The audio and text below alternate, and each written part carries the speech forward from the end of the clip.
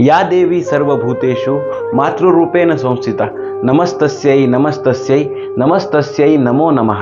रामकृष्ण हरी मंडळी, आज सुरू होणाऱ्या पवित्र अशा शारदीय नवरात्र उत्सवानिमित्ताने गिरितेज आणि दीपशिखा संस्कृत संघ आम्ही आपल्यासाठी घेऊन आलोत एक विशेष मालिका, 9 दिवस साधनेचे 9 दिवस शक्तीचे।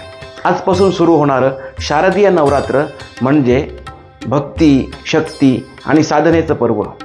या नवरात्रामध्ये 9 दिवस आपण देवीच्या वेगवेगळ्या रूपाची पूजा करतो। कोणती देवी कोणत्या दिवशी पूजली जाते, तिचं आध्यात्मिक स्वरूप तरी काय आणि तिच्यामागे असलेलं वैज्ञानिक कारण काय, हे आपण या मालिकेतून जाणून घेणार आहोत। चला तर मग सुरुवात करूया। 9 दिवसात देवींची 9 रूपं आणि एकच शक्ती, ती म्हणजे आदिशक्ती। आज नवरात्रीच्या पवित्र उत्सवाचा पहिला दिवस। आज आपण पूजन करतो देवीच्या पहिल्या रूपाचं।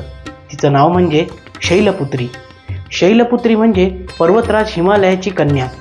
मस्तकावर अर्धचंद्र, हातामध्ये त्रिशूळ आणि कमळ आणि वाहन वृषभ।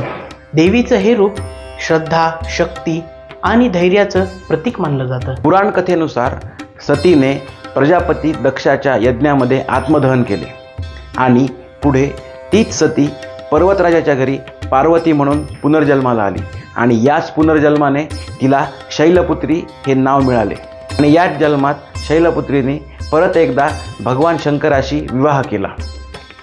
तिच्या हातात असणारे त्रिशूळ हे धैर्याचं प्रतीक आहे, हातातील कमळ हे शुद्धतेचं द्योतक आहे आणि मस्तकावर धारण केलेला चंद्रमा समृद्धी आणि शांती प्रदान करणारा आहे।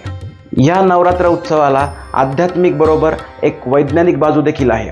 योगशास्त्रानुसार नवरात्रामध्ये केली जाणारी जी काही उपासना आहे ती शरीरातील 7 चक्रावर आधारित असते। शैलपुत्री देवी ही पृथ्वी तत्वाचं प्रतीक आहे। शैलपुत्री देवी ही मूलाधार चक्राशी संबंधित आहे आणि साधकाची जी काही योगावस्था आहे ती मूलाधार चक्रापासूनच सुरू होते। म्हणूनच पहिल्या दिवशी आपण शैलपुत्रीची पूजा करून आपल्या मनामध्ये असलेली श्रद्धा, स्थैर्य प्राप्त करतो आणि आध्यात्मिक शक्ती वाढवण्याचं काम। म्हणूनच शैलपुत्रीचं स्मरण करणं म्हणजे संकटांवरील मात आणि मन आणि स्थैर्याचं प्रतीक म्हणून शैलपुत्र देवीचं स्मरण आपण करावं। नवरात्रीच्या याच मंगल प्रसंगी तुम्हा सर्वांना श्रद्धा, धैर्य आणि स्थैर्य लाभो, हीच शैलपुत्रीच्या चरणी मनापासून प्रार्थना। नवरात्रीच्या दुसऱ्या दिवशी कोणत्या देवीची पूजा केली जाते हे तुम्हाला माहीत असेल तर कमेंट बॉक्समध्ये आम्हाला नक्की कळवा आणि आमच्या चॅनलला लाईक, शेअर, सबस्क्राईब करायला अजिबात विसरू नका।